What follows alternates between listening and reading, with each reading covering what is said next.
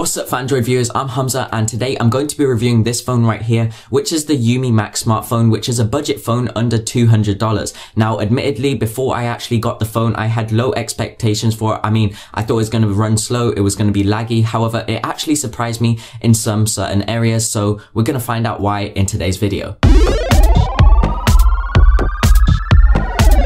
Let's briefly touch upon the design of this product because honestly, by just looking at it, you would think it is a high-end premium smartphone with the metal-like finish on the back. Now, I actually chose the gold color and it looks really nice in person, and the antenna lines are placed at the top and bottom of the device. The phone is obviously thicker than most other modern smartphones, but that is to be expected because they're obviously going to have some cutbacks due to the fact that it's priced under $200, so I can't really complain.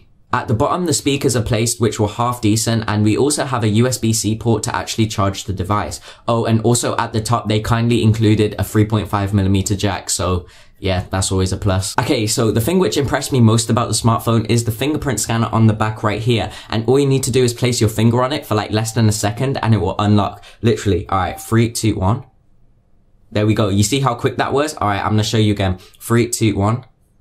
And then it unlocked already. It's so quick. In fact, it's probably the same speed as the Huawei P9. And if any of you guys out there have actually used the device, you know how fast the actual fingerprint scanner is. So I'm saying if you are in the need for a smartphone which is under $200 and you really want a fast fingerprint scanner, then definitely go for this smartphone because honestly, you can't go wrong with this. It's so fast. Something that I also liked was the ability to change from hardware to software buttons in the settings. It gives you a lot of freedom as to what you want to do with the smartphone, which is one of the reasons I actually prefer Android. Now, I don't really like to focus on specs, but to just get it out the way, the phone runs on Android 6.0 with a light skin on top. It has a MediaTek Helio P10 octa-core processor, 3GB of RAM, a 5.5-inch screen, a 4000 mAh battery, and 16GB internal storage, which you can then expand up to 128 with the SD card.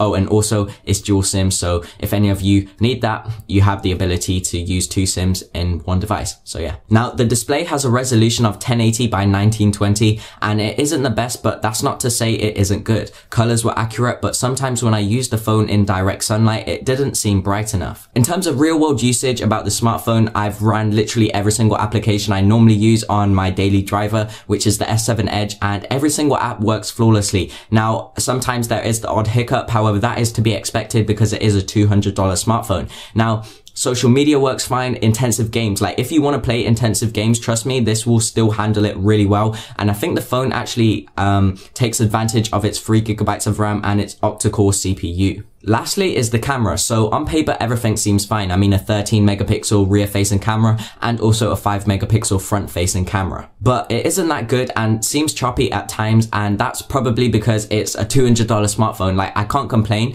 but on screen right now, you are seeing some photos which have been taken with this smartphone. And trust me, some of them are actually really good, but a lot of the time it does actually come out blurry, so you have to be really still when actually taking photos. But honestly, this is a great smartphone and I would recommend it to anyone on a budget for under $200 because seriously, this will serve you well. Because like, I've tried it for the past month, and normally when I do test devices, they slow down or whatever, but this one, it hasn't let me down, and I would seriously recommend it to any of you guys. Anyway guys, that's gonna do it for today's video. If you did enjoy it, make sure to leave a massive thumbs up. And yeah, that's pretty much it. Alright guys, I'll talk to you lot in the next one. Bye.